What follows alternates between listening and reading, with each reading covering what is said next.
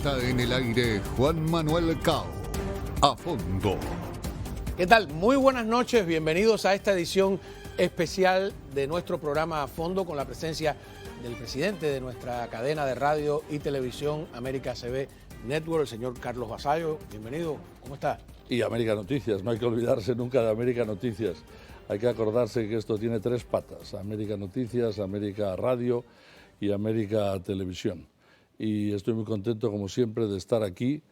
Y bueno, tenemos muchas noticias para comunicar, así que hoy es un día de festejo y de alegría para nuestro público. Qué bien, sé que acaba de regresar de Washington, ha trascendido la noticia porque se reunió con el senador Bob Menéndez en la misma sede de la Comisión de Relaciones Internacionales del Capitolio. No sé si estoy bien enterado.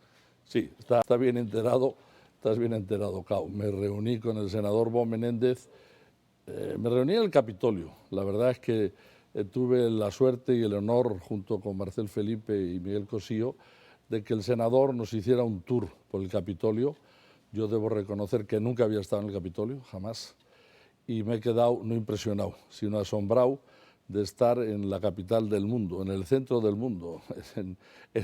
Realmente, cuando llegas a la cúpula, que se supone que ahí hay una marca en el centro, que era el centro de Washington, de ahí salía el resto de la ciudad construida y diseñada con fecha posterior, construida prácticamente para ser la capital de Estados Unidos. Te quedas realmente impresionado con la cúpula. Él nos llevó por cada uno de los pasillos, nos llevó a las distintas habitaciones que tiene para la Comisión de Relaciones Exteriores que él preside. E incluso nos subió al trenecito. Me quedé muy impresionado porque el trenecito va desde, o sea, cuando te pones enfrente, que también estuvimos enfrente a la calle, tienes de un lado el Congreso, el centro tienes, digamos, la Unión, que es precisamente donde está la cúpula, y después a la derecha tienes el Senado, ¿no?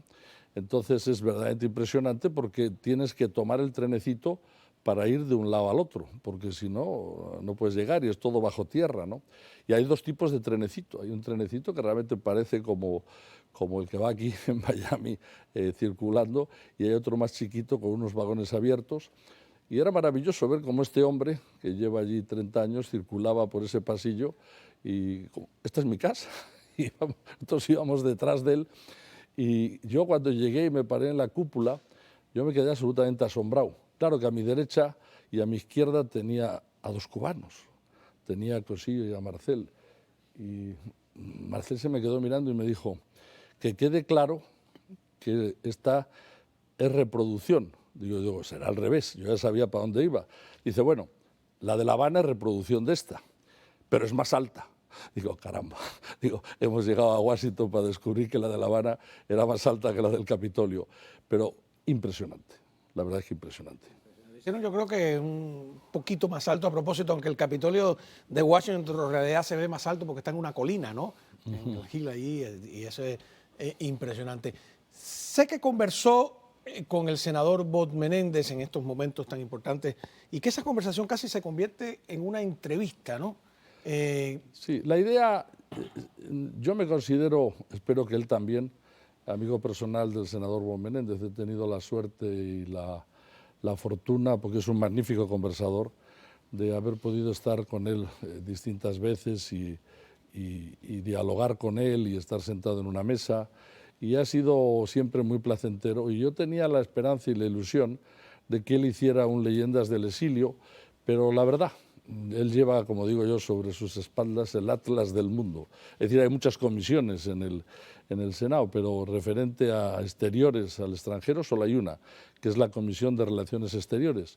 Uno no se puede dar cuenta de lo que es eso hasta que está allí, ¿no? Yo le pregunté, le digo, senador, ¿cómo se llega al centro? ¿Cómo se llega a ser el presidente de la comisión?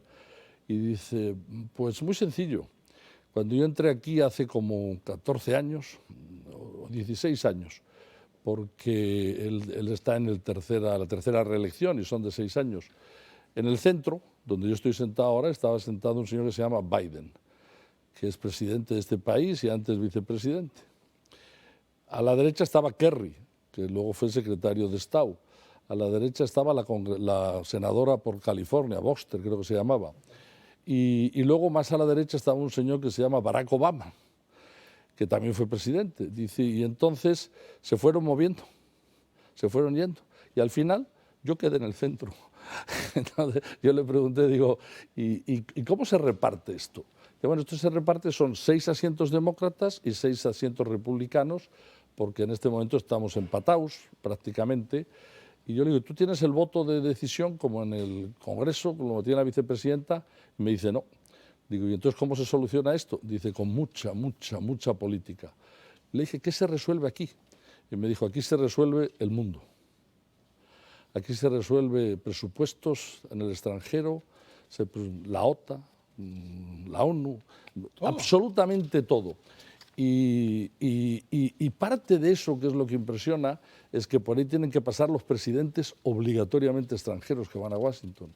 Y tienen que ser, para ser reconocido como embajador, tiene que pasar por allí. Entonces, realmente la importancia de este hombre es una cosa monumental, con un esfuerzo monumental y un trabajo monumental. Y entonces dijimos, vamos a grabar la conversación. Y de ahí nos desplazamos en equipo, ¿no? Fuimos con dos cámaras de iluminación del canal, fuimos con Cosillo, Marcel, y yo preguntaba desde que llegamos, ¿y dónde vamos a grabar? ¿En qué sitio?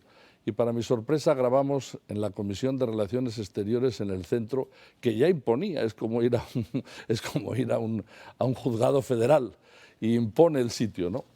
Y la verdad es que hemos tenido una conversación muy distendida, donde él ha estado totalmente abierto a todas las preguntas. No se puede considerar una entrevista, es más una conversación entre dos personas que se conocen, y me siento profundamente orgulloso del resultado. Luis Quian, que fue el camarógrafo pues, responsable de estas imágenes, vamos a ver un adelanto, porque yo sé que conversaron también sobre un tema difícil para Bob Menéndez, que es su relación con Obama en cuanto a la política hacia Cuba. Veamos este adelanto. Cuando él ya es presidente y se acerca a ti y te dice, ¿qué te dice él a ti?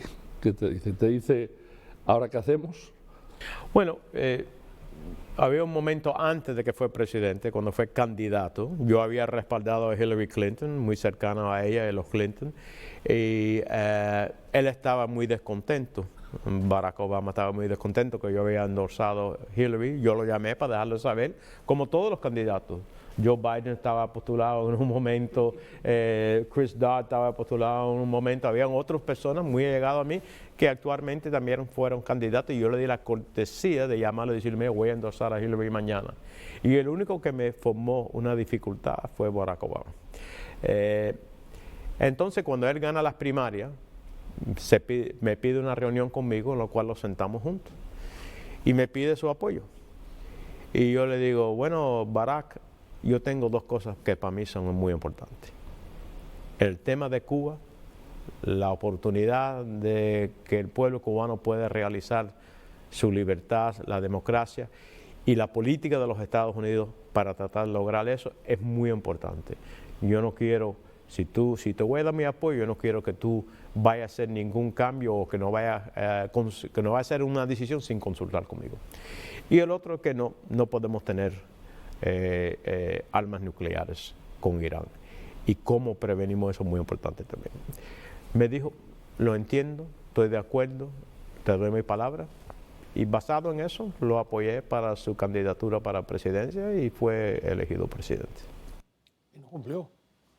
¿Qué situación tremenda? Hay que felicitar a Bob Menéndez, la interesa en defender un criterio contra gran parte, contra la élite del partido, contra el presidente, ¿no? Eso es el final de la conversación, es que yo le digo a él, tenemos que acabar esto, llevamos 1 hora y tienes que hacer una votación, y esa votación me imagino que será sobre algo importantísimo para el mundo, y ya nos has dedicado más de 2 horas.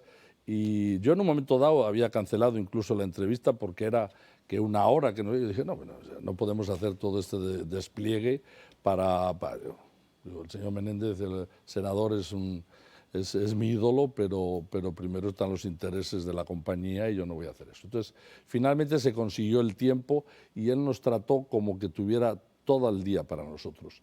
Pero Yo creo que al final de la conversación, yo le digo que él ponga un epitafio, ¿no? Y entonces él me dice, Carlos, no quiero pensar en eso, quiero pensar que eso está muy lejos y que realmente lo dejo para luego. Y yo le digo, bueno, pues lo voy a poner yo, si me autorizas. Y me dijo, claro que sí. Y le digo, aquí yace un hombre que por sus ideales y por los demás dio la vida. Y esa es la realidad.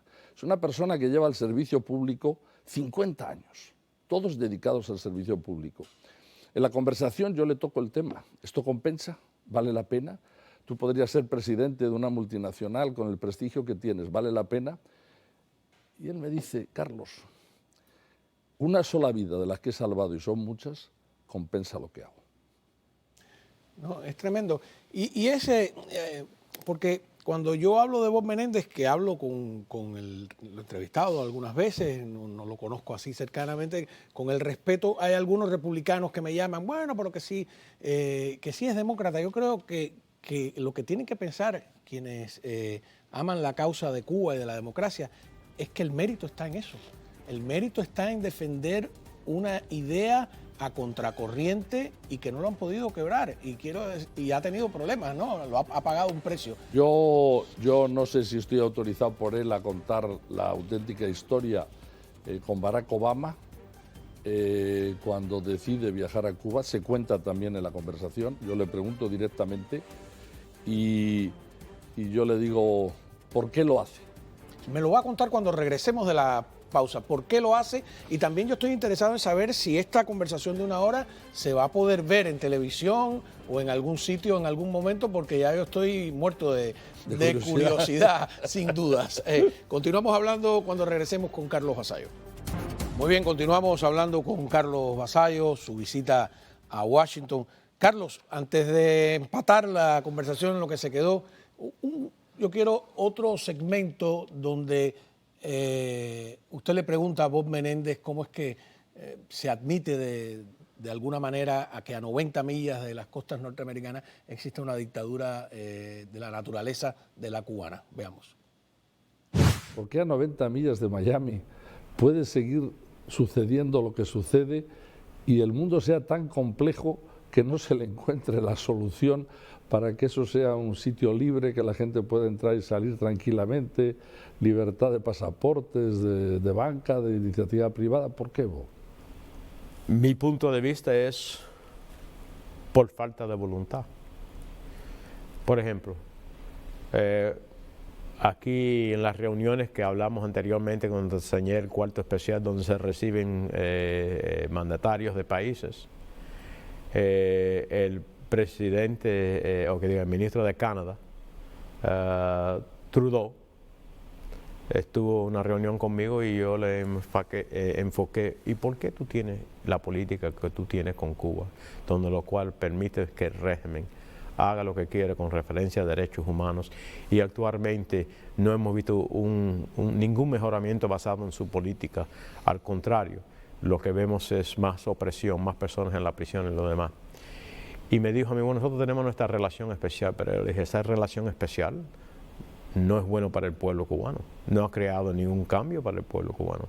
Ahora, si sus intereses son de las compañías canadienses que están en Cuba, como Sherritt International, que es una compañía de minas, eso es otra cosa, pero no me habla de que su política va a cambiar. En los Estados Unidos, sí, hemos tenido embargos, pero han sido embargos que en todos esos momentos cuando se han impuesto, aunque nosotros hemos tratado con Helms-Burton de cerrar las aperturas en la ley para asegurar que el régimen tuviera consecuencias económicas por sus acciones, pero no ha habido en ninguna administración, para decir la verdad, el enforzar el embargo o tener un esfuerzo internacional, no solamente para que no sea solamente el Estados Unidos, porque los españoles están metidos en Cuba, los canadienses están metidos en Cuba, los italianos están metidos en Cuba, en fin, crear un sistema multilateral para terminar con la dictadura y para que el pueblo cubano pueda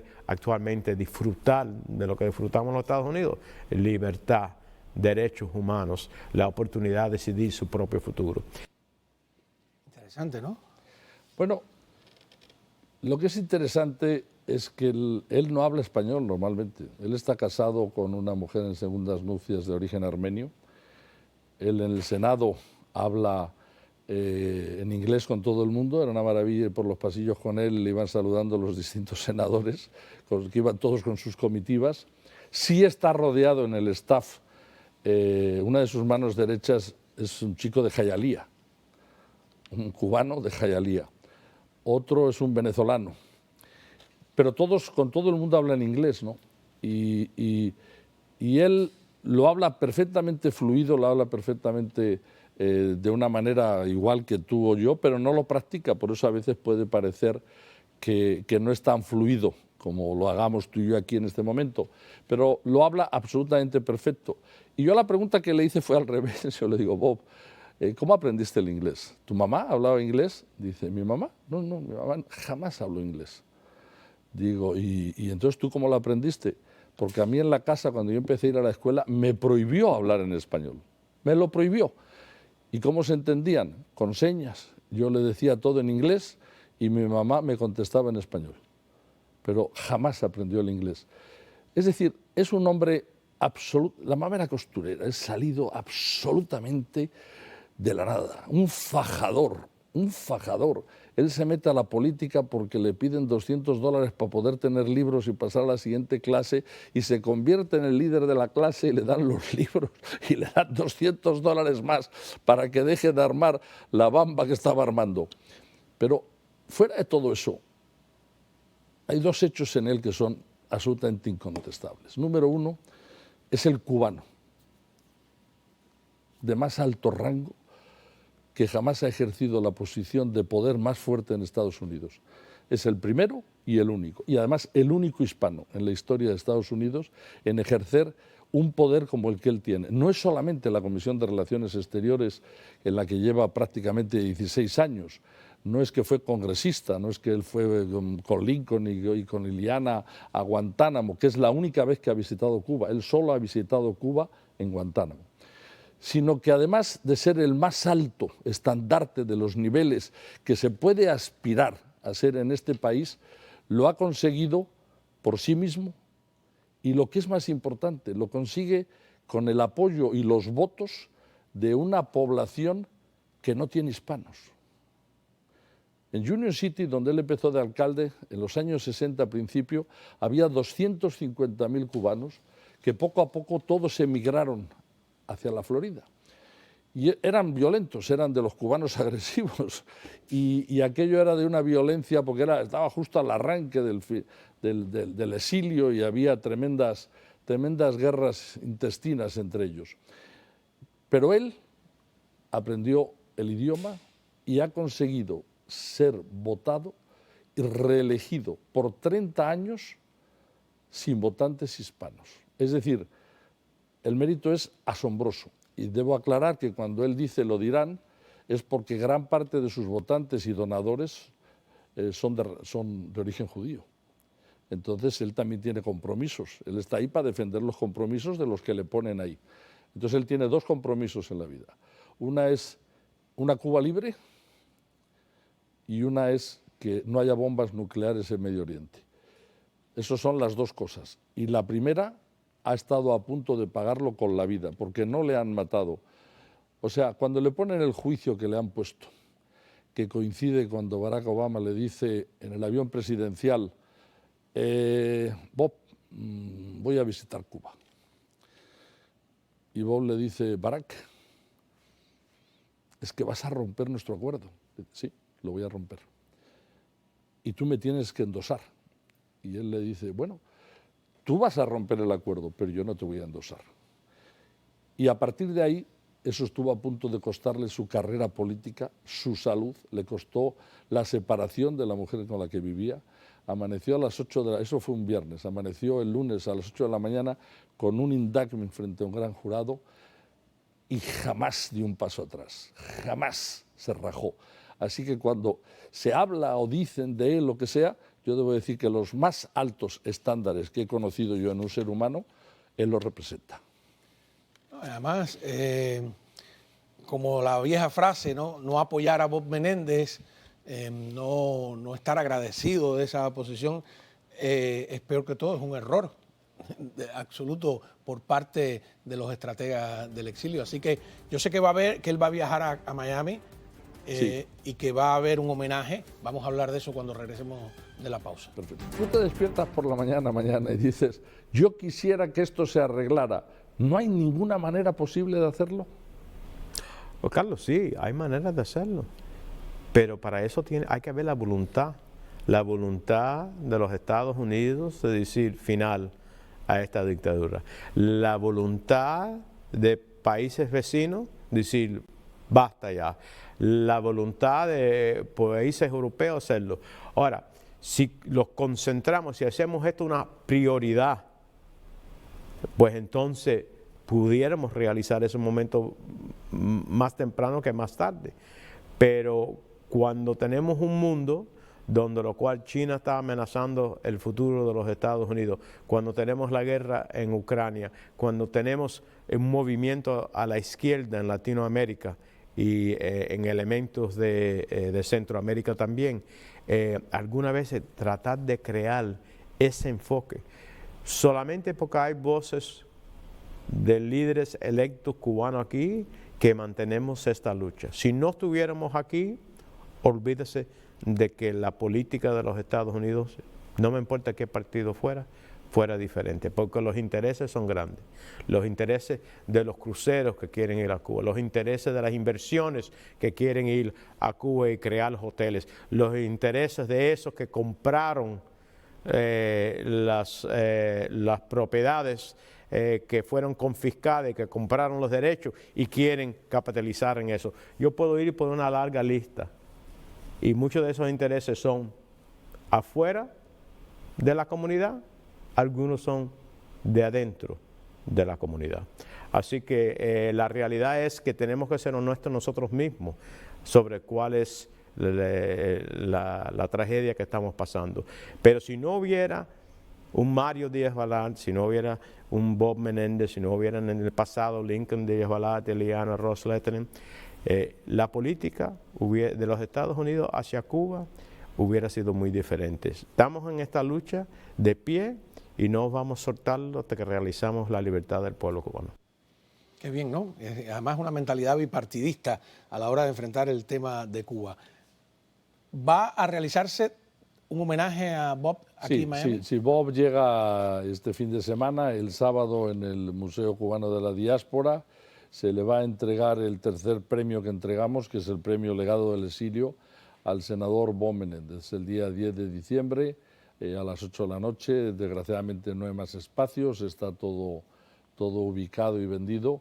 Y se va a pasar la conversación allí en la pantalla. Vamos a hacer una proyección de 1 hora para los invitados y para que él la vea, porque evidentemente yo estoy viendo los cachitos ahora y él no la ha visto. Y por supuesto que posteriormente nosotros vamos a trabajar en que haya un capítulo especial de Leyendas del Exilio basado en esta conversación, y puede que hasta salgan 2, porque es muy interesante toda la exhibición y las explicaciones que él da sobre todo lo que es el Capitolio, la historia de Estados Unidos. Así que sí, el premio más que merecido se le va a dar. Y con esto quiero aprovechar para dejar en claro para los espectadores y para la gente que nos ve en todas las partes del mundo que yo sigo diciendo siempre lo mismo. Este canal de televisión, esta emisora de radio, esta página de noticias está abierto a toda la gente de bien que pueda hacer algo y quiera hacer algo para colaborar con la lucha del exilio, de preservar los valores del exilio, de preservar los valores humanos del exilio y de preservar las raíces, las costumbres y de seguir soñando en el sueño de la diáspora cubana de algún día llegar a Cuba. Y el representante igual o el más importante en esa lucha en Washington para nosotros, sin ningún tipo de duda, por la posición que él tiene, sin ningún tipo de duda, porque no nos olvidemos que es el vicepresidente de la Comisión Bancaria, o sea, infinidad.